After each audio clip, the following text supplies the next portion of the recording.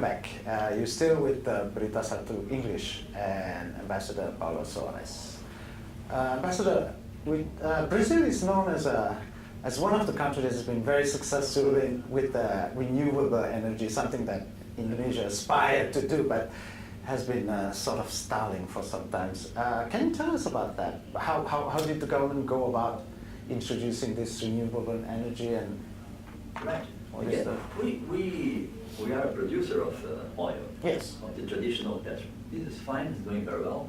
In 5 years, Brazil will be among the 6 or 7 hugest, biggest oil producers of oil, fossil oil. Right. Apart from that, that comes the interesting. The last, put it 12 to 15 years, we've been investing in a renewable source of energy, biofuel, mainly sugar. Out of sugar. So sugar production, Brazil still is the #1 sugar producer in the world. Still #1. Which it doesn't mean that part of the sugar goes to biofuels. To biofuels. And by doing that, we launched more than 20 years ago the ethanol. Right. Ethanol is a biofuel directly coming from sugarcane. Yeah, yeah. Right? And you mix it with Now, regular, today, we mix the ethanol with the gasoline, right, with the Natural everyday gasoline at the station. So this means that today, the car industry is sophisticated to a point that you can mix the two at the same time. So 8% of buses, trucks, cars are run by the double. We call it this mixture.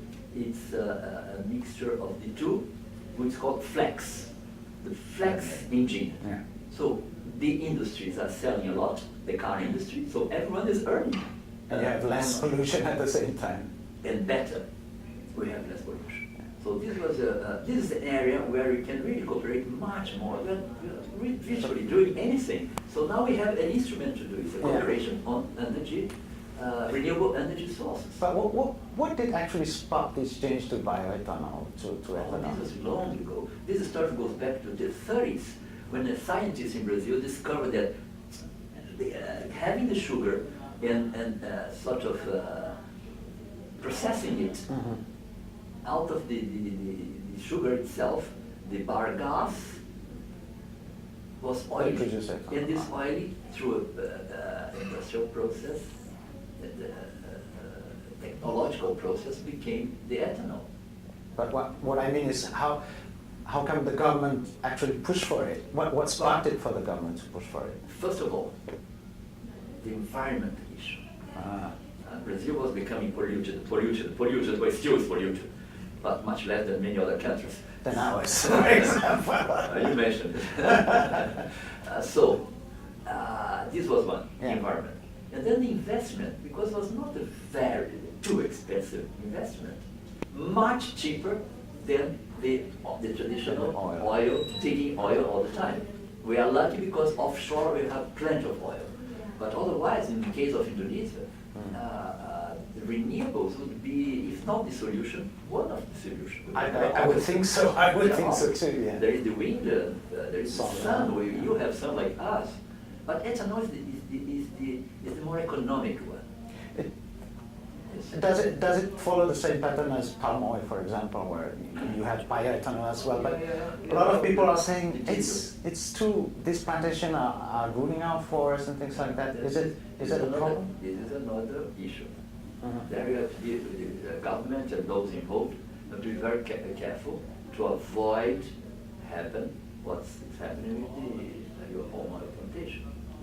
I hope you can help us on that because we need that. Well, it's feasible, but you have to monitor. Right. You see, we have a Ministry of Environment, an institute, Brazilian Institute of Environment, which really monitor and control the areas where it's allowed or not to plant sugar for ethanol production. Otherwise, you don't have a control. How big is sugar production compared to bioethanol, for example? Sugar for bioethanol.